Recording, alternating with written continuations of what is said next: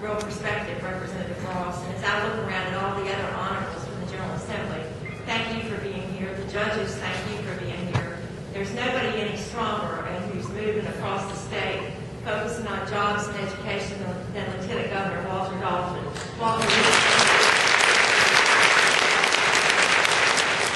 now let me be direct with you. When I became governor, we faced the toughest economic time since the Great Depression. They won't come to have those conversations. We decimate this great university system. They won't come to have those conversations if we tear down our capacity in our community colleges to train workers. They won't have those conversations if they're workers in all 100 counties. Can't promise their families, yeah, your kid can get a good public school education in this community. Now that's who we are. That's why I'm a Democrat. I don't know about you. It doesn't take me long to realize that I wouldn't be standing here before you today if somebody in Grundy, Virginia hadn't had a nice public school, a free little country public school for this girl to go to. My parents couldn't afford it.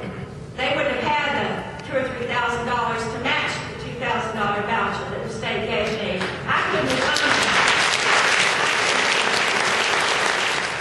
He said the history of North Carolina is still being written. Think about that. Someday somebody's going to look at us and think, my oh my, did they stand up, or my oh my, did they hang their head and let it happen to us? The history of North Carolina is still being written. Then he leaned across my knees and he looked straight in the eye at me because he believes in me. And he believes in you, and you, and you. And he said to me, Governor, this chapter is ours. That's profound. This chapter is ours. So it's up to us. We're the grown-ups. There's nobody else in the room. There's nobody else in the state. What happens in this assembly and what happens in November of next year and November of the next year is up to us.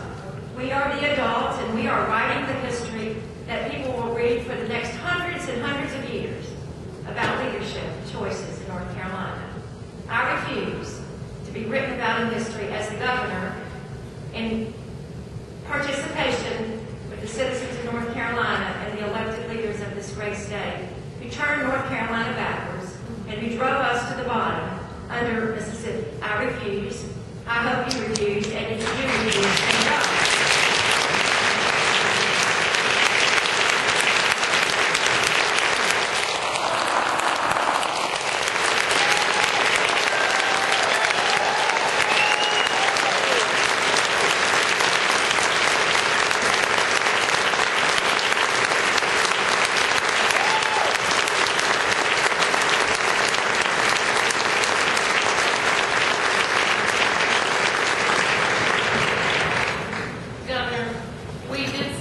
America.